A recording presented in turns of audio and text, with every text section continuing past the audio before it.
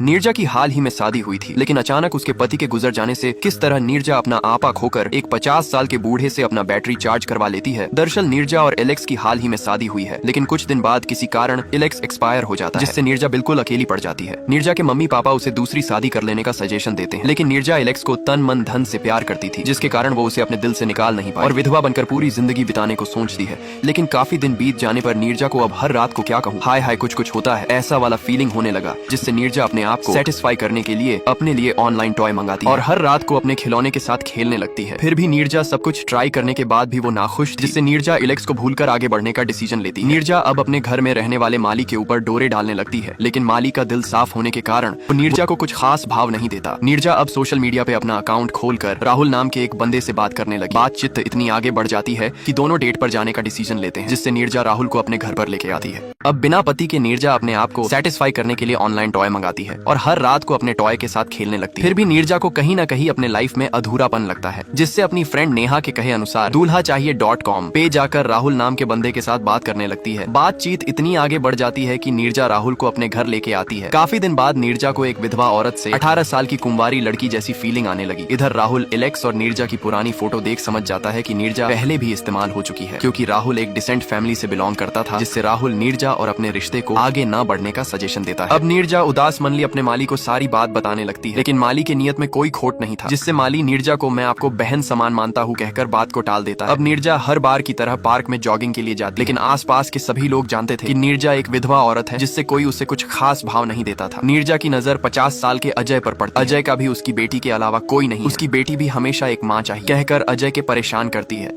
राधा एक शादीशुदा औरत है, जिसका पति विजय हमेशा काम के सिलसिले में बाहर रहता है, लेकिन फेस्टिवल में हर बार की तरह विजय के घर न आने पर राधा की तड़प और बढ़ जाती है, जिससे एक दिन राधा की नैया पार करने एक पुलिस वाला आता है। दरअसल राधा पार्ट टाइम बोट में टिकट कलेक्टर का काम करके अपने दोनों बच्चों की देखभाल किया करती है, लेकिन एक दिन उसकी छोटी बेटी की तबीयत बहुत ज्यादा खराब हो जाती है, जिसके लिए राधा को 2 दिन के अंदर में 8 लाख रुपए जुगाड़ करना होगा। राधा इस बारे में अपने पति को बताती है, जिससे उसका पति राधा को उसके गहने बेचने का सजेशन देता है। लेकिन जब राधा गहने बचने के लिए ज्वेलरी शॉप जाती है, तब शॉप वाले नकली सोना बताकर उसे लेने से इग्नोर करते हैं। तब राधा को समझ में आता है कि जिस ज्वेलरी शॉप से वो इस गहने को खरीदी थी, उस शॉप वाले राधा को एडा बनाकर नकली सोना दे दिया। राधा उसी शॉप में गहने लेकर पहुंचती है, लेकिन ज्वेलरी शॉप का मालिक चालाकी दिखाते हुए राधा को गहने के बिल बॉक्स मांगता है। राधा घर में इधर उधर बिल बॉक्स खोजने लगती है, लेकिन उसे क्या पता था उसका बेटा बिल बॉक्स का हवाई जहाज बनाकर खेल रहा होगा। बहुत खोजने के बाद राधा को अपने बेटे के बिस्तर में बिल बॉक्स मिलता है। राधा बिल बॉक्स लेकर इस बार भी दुकान जाती है, लेकिन दुकान वाले राधा को धक्के मार के दुकान से बाहर निकाल देते हैं। मासूम अजय को आज पुलिस क्रेडिट पाने के लिए जबरदस्ती पकड़ के जेल ले जा रही है, क्योंकि उन्हें लगता है कि बबली आंटी को अजय ने यमराज के पास पहुंचाया है, जिसके रेस्टोरेंट में अजय काम किया करता था। अजय एक सीधा साधा लड़का है, जिससे रोजी ट्रू लव करती है और दोनों बबली आंटी के रेस्टोरेंट में काम करते हैं, लेकिन अजय के दिल में किसी और के लिए फीलिंग है, जिसकी शादी में अजय आखिरी बार अपने दिल के अरमान शेयर करने गया है। लेकिन दुल्हन के घर वालों को पता चलने पर अजय को धक्के मार के शादी घर से निकाल दिया जाता है। अगली सुबह अजय को घर वाले के सामने इंसल्ट होना पड़ता है। अजय रोज की तरह बबली आंटी के रेस्टोरेंट काम करने जाता है, जिससे बबली आंटी भी अजय को मजाक मजाक में तोते उड़ा देती है। अगली सुबह अजय जब रेस्टोरेंट काम करने आता है, तब उसे पता चलता है कि बबली आंटी को किसी ने टपका दिया है, जिससे ये खबर सुन अजय सदमे में चले जाता है, क्योंकि बबली आंटी के लिए अजय के दिल में अपनापन था। अगली सुबह पुलिस ऑफिसर पांडे रेस्टोरेंट में काम करने वाले सभी मेंबर को इन्वेस्टिगेशन के लिए बुलाते हैं। पुलिस वाले अजय की मासूमियत देख अजय को इस केस में फंसा केस को बंद करना चाहते थे। पुलिस आकर अजय को जेल ले जाती है, फिर जमकर कुटाई करती है, जिससे अजय दर्द में मजबूरन अपना गुनाह कबूल कर देता है।